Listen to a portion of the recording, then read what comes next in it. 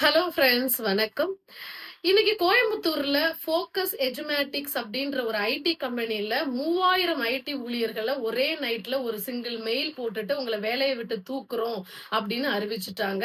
அந்த ஐடி ஊழியர்கள் எல்லாருமே இப்ப என்னன்னா லேபர் ஆபீஸ்ல வந்துட்டு தனக்கான நியாயத்த கேட்டு நிக்கிறாங்க. இது வந்து ரொம்ப நாளாவே ஐடின்னு மட்டும் இல்ல, நெறைய இடங்கள்ல பிரைவேட் ஜாப்ல இருக்கிறவங்களுக்கு இந்த நிலைமை தான். எப்ப நம்ம வேலை போகும்ன்ற நிலைப்பாடு நமக்கே தெரியாது அப்படின்றது. அப்பதான் பெரியவங்க எல்லாம் சொல்லுவாங்க, கவர்மெண்ட் ஜாபுக்கு போ, கவர்மெண்ட் ஜாபுக்கு போ.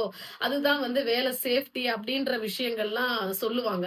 ஆனா இன்னைக்கு இருக்கக்கூடிய இளைஞர்களுக்கு இது மூலமா தெரிவிக்கக்கூடிய விஷயம் என்ன அப்படின்னா, அது பிரைவேட் ஜாபோ, இல்ல கவர்மெண்ட் ஜாபோ.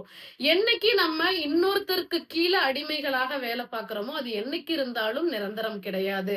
அவங்க நெனச்சா உங்கள என்ன வேணும்னாலும் செய்யலான்றது தான் தனியார் துறை வேலை. அதுக்காக எடுத்தோனே எல்லாரும் அம்பானி ஆயிட முடியுமா? கண்டிப்பா ஆக முடியாது. ஆனா, நம்ம ஏட்டுச் சுரைக்காய் கறிக்கு உதவாதுன்ற மாதிரி, நம்ம படிச்ச படிப்புக்கான வேலை கிடைக்கணும். கிடைச்சா நல்லது. கிடைச்சு அந்த வேலையில சர்வை பண்ணிட்டு, சஸ்டெயின் பண்ணிட்டு இருந்தாலும் நல்லது. ஆனா, இது மாதிரி சூழ்நிலைகளை எதிர்கொள்றதுக்கு மனப்பக்குவமும், அதற்கு தேவையான வாழ்க்கை கல்வியும் வேணும்னு சொல்றேன். வாழ்க்கை கல்வின்றது இங்க என்ன சொல்ல வரேன்னா, நமக்கு தேவையான என்னதான் நம்ம படிச்சு ஒரு சீட்ல உட்கார்ந்து கம்ப்யூட்டர்லயே 24 ஹவர்ஸ் வேலை பார்க்கணும்ன்ற நிலைமை இருந்து, நல்ல சம்பாத்தியத்துல இருந்தாலும், அந்த வேலையே போயிட்டு அப்படின்னாலும் நமக்கு ஒரு கைத்தொழில் தெரியணும். நமக்கு ஒரு பிசினஸ பத்தின ஒரு அறிவு இருக்கணும்.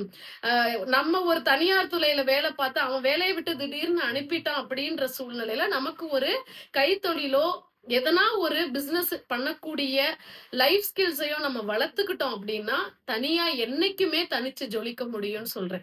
சோ தனியார் துறையோ, இல்ல நீங்க எந்த இடத்துல வேலை பார்த்தாலும், ஒருத்தவங்க கீழ வேலை பார்க்கும் பொழுது, அது கண்டிப்பா அவன் என்னைக்கு உங்கள வந்து வீட்டுக்கு அனுப்புவாங்கன்றது கண்டிப்பா நிச்சயம் கிடையாது. அது ஓரளவுக்கு நம்ம அனுபவசாலி ஆகுற வரைக்கும் நம்ம இருந்துக்கலாம். ஆனா நம்மளுடைய நிரந்தரம்ன்றது நம்மளுடைய திறமையில, நம்மளுடைய ஓன் ஸ்கில்ஸ்ல நம்ம உருவாக்கக்கூடிய விஷயம் தான் பிசினஸ்ன்றது. சோ அத என்னைக்குமே கத்துக்கிறதும், அத உருவாக்குறதும் தான் என்னைக்குமே நமக்கு வாழ்க்கைய சேஃப்டியா, பினான்சியலா கொண்டு போறதுக்கு சிறப்பாக அமையும். நன்றி.